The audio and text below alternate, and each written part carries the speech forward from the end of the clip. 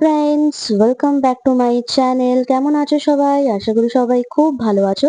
আমিও খুব ভালো আছি। আজকে তোমাদের সামনে শেয়ার করব একটা নতুন ব্লগস।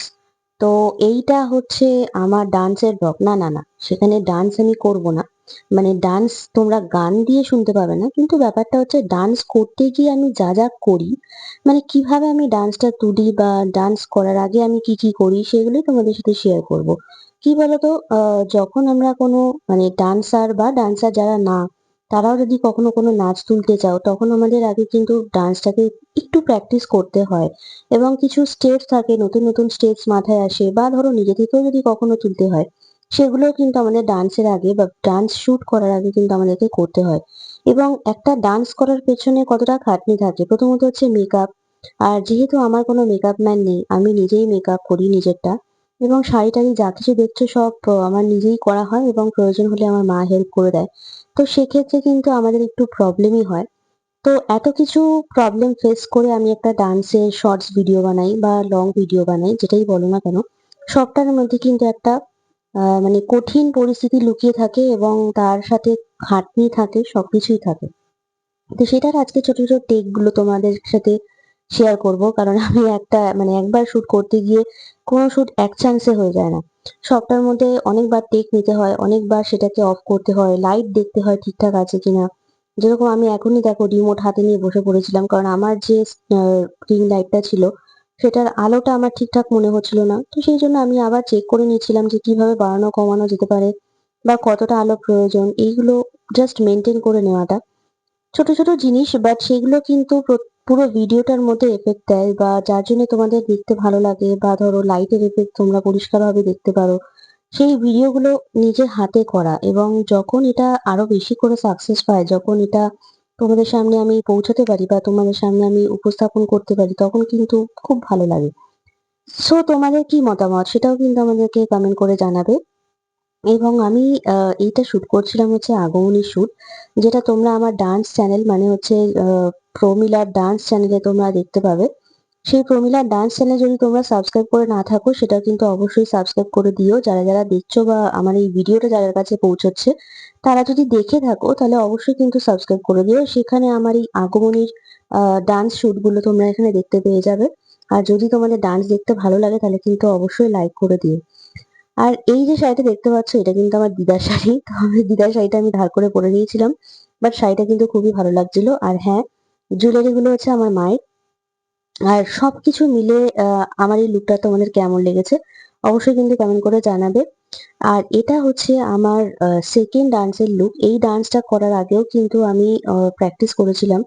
আর এখানে দেখো আমি চুপচাপ দাঁড়িয়ে আছি, কারণটা হচ্ছে আমি বুঝতে পারছিলাম না যে কোন লাইটটা, কোন আলোটা আমাদের কেমন লাগছে। দেখো, তোমরা হয়তো আলোর রিফ্লেকশনটা বুঝতে পারবে। আর এই হচ্ছে সেই রিং লাইট যেখান থেকে আমার ক্যামেরাটা সেট করা ছিল, এবং আমি রিং লাইটের আলোটাকে চেঞ্জ করছিলাম এবং বাড়িয়ে কমিয়ে দেখছিলাম যে কোনটা ঠিকঠাক থাকে।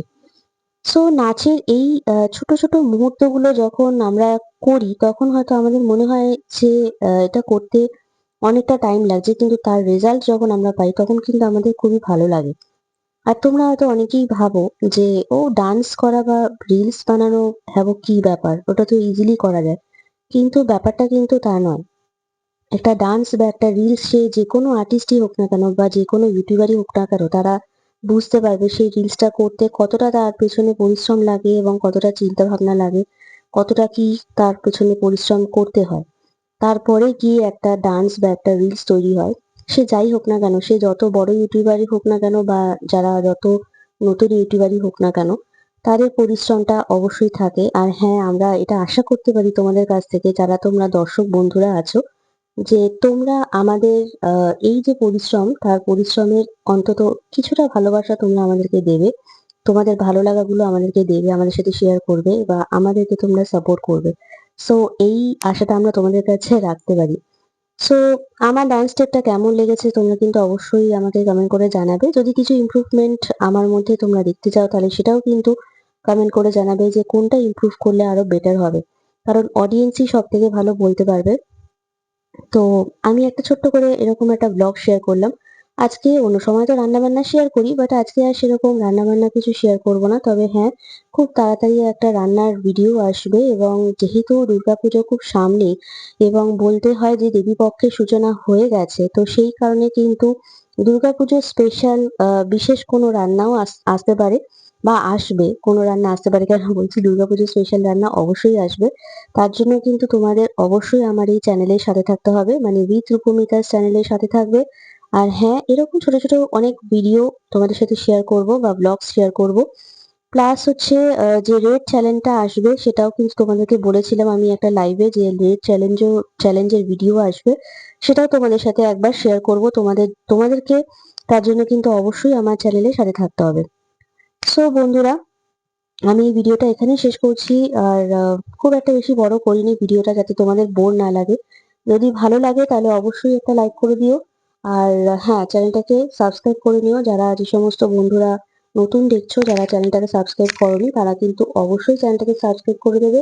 আর হ্যাঁ, অবশ্যই আমার কমেন্ট করে জানাবে আমাকে। আর প্রচুর, প্রচুর শেয়ার করবে তোমাদের সব জায়গায়, যার যেখানে, যেখানে আছে তোমাদের, মানে হোয়াটসঅ্যাপ, ফেসবুক সব জায়গায় শেয়ার করতে পারো। ওকে? সো তোমাদের সাথে আবার পরবর্তী ভিডিওতে দেখা হবে। আমি ভিডিওটা এখানেই শেষ করছি। তোমরা সবাই খুব ভালো থেকো, সুস্থ থেকো আর হ্যাঁ, অবশ্যই সাবধানে থেকো। টাটা!